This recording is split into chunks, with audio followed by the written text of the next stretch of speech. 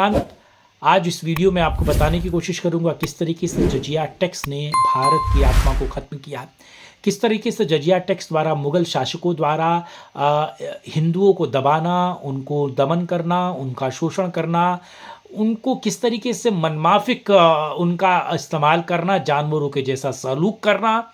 और कुरान की आयत 9 और 9.29 अगर आप देखें तो सूरा नंबर 9 है, आयत नंबर 29 है। उसमें अगर आप देखेंगे तो आपको पता चलेगा कि जजिया का उसमें जिक्र है। खैर, और ये जजिया किस तरीके से आज में राजनीतिक बिसात पर आप इसे देखते हैं, किस तरीके से ऐसे हालत हो रहे क्योंकि रामनवमी पर पत्थर फेंके जा रहे हैं। और वापस अगर आपको वो इस्लामिक कानून या इस्लामिक शासन में रहना पड़े तो किस तरीके से आपको जजिया देना पड़ेगा और किस तरीके से आप दाने दाने को मजबूर हो जाएंगे। और मैं फिर चेता रहा हूँ, जजिया टैक्स को जो मैं बताने जा रहा हूँ उसको समझिए और अपने इतिहास से वाकिफ़ होइए ताकि आपको पता चले कि आखिर हमारे पूर्वज ने आपको हिंदू बनाए रखा तो उसके लिए क्या कुछ यातनाएं उन्होंने भोगी। सूले वाला डायलॉग्स पहले सुन लीजिए। गब्बर के ताप से तुम्हें एक ही आदमी बचा सकता है, एक ही आदमी, खुद गब्बर। और अगर इसके बदले में मेरे आदमी तुमसे थोड़ा सा अनाज, थोड़ा सा सामान लेते हैं तो क्या कोई जुल्म करते हैं? कोई जुल्म नहीं करते। मैं कहता हूं कोई जुल्म नहीं करते।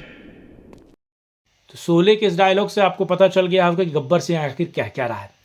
गब्बर सिंह जो कह रहा है कि अगर ये गब्बर सिंह टैक्स ही है जजिया, और किस तरीके से गब्बर को रामगढ़ वाले देते थे और किस तरीके से पूरे भारत में हिंदू गब्बर सिंह टैक्स यानी कि जजिया मुगलों को देते थे और तमाम शासकों को देते थे, ये भी समझना बहुत जरूरी है।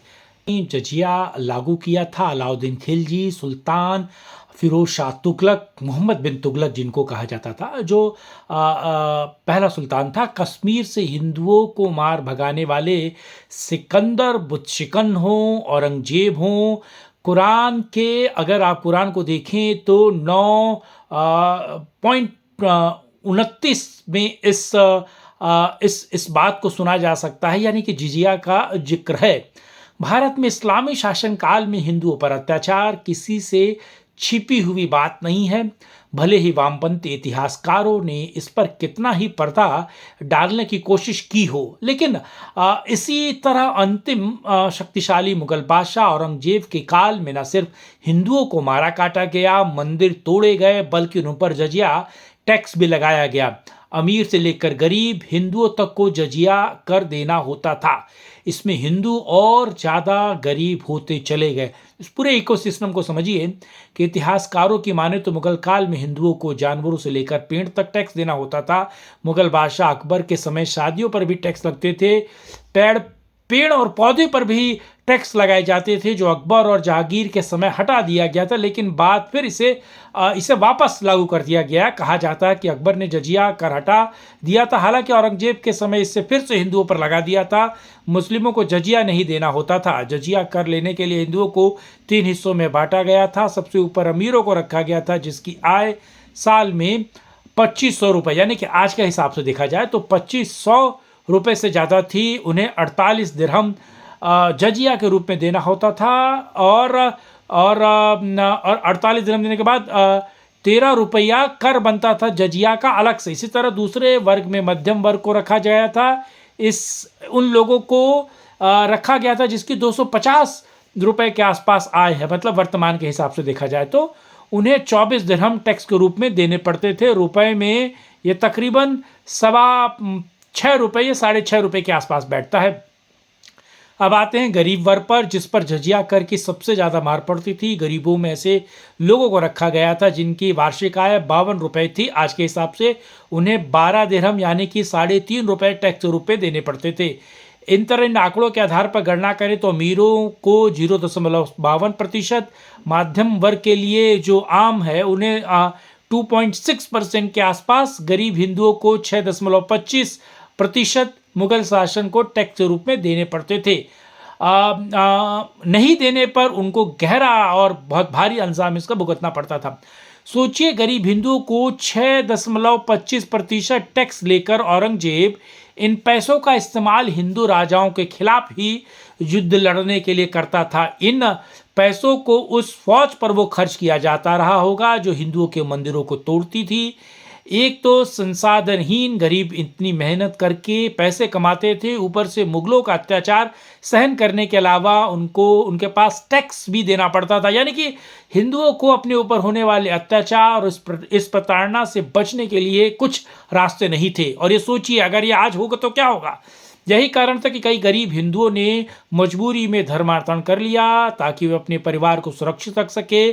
उन्होंने इस्लाम मजहब अपना लिया ताकि उन्हें जजिया कर ना देना पड़े। हिंदू को गरीब होते चले गए, जिनका कारण कभी ये सोने की चिड़िया कहलाने वाला देश अब सोने की चिड़िया तो नहीं रहा कम से कम।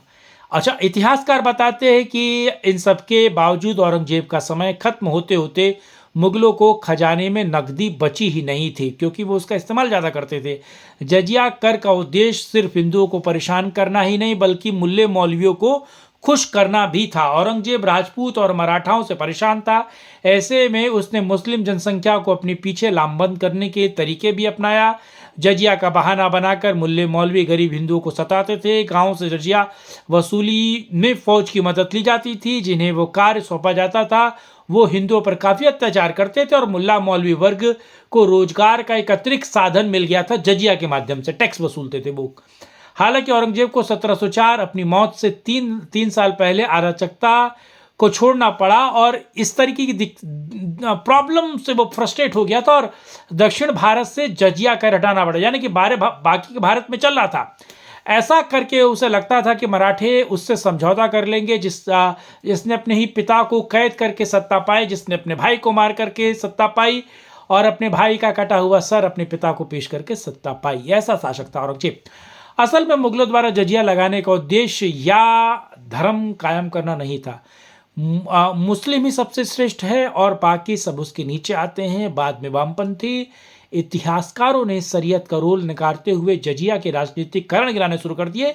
औरंगजेब ने मराठाओं के खिलाफ लड़ाई को भी गाजा दिखाया था, अर्थात इस्लाम के लिए जिहाद। असल में जजिया का सीधा अर्थ हिंदुओं को नीचा दिखाना था, अपमानित महसूस कराना था। इसीलिए एक नया नियम लागू किया गया। इस बारे में मार्क जेसन गिलबर्ट ने south Asia in world history में इस बात का जिक्र किया है। उनके तहत घर के मुखिया का व्यक्तिगत रूप से कलेक्टर के सामने पेश होकर जजिया कर अदा करना पड़ता था। औरंगजेब के समय पे और तमाम मुगलों के समय पे इस दौरान मुस्लिम कलेक्टर बैठा रहता था और सामने हिंदू खड़े होकर लाइन लगानी पड़ती थी। उस दौरान उस कुरान की वो आयत दोहरानी होती थी जिसमें गैर मुस्लिमों को मुस्लिमों से नीचे बताया गया है। साथ ही औरंगजेब ने यह भी योजना बना रखी थी कि भविष्य में हिंदुओं को मुगल शासन के बड़े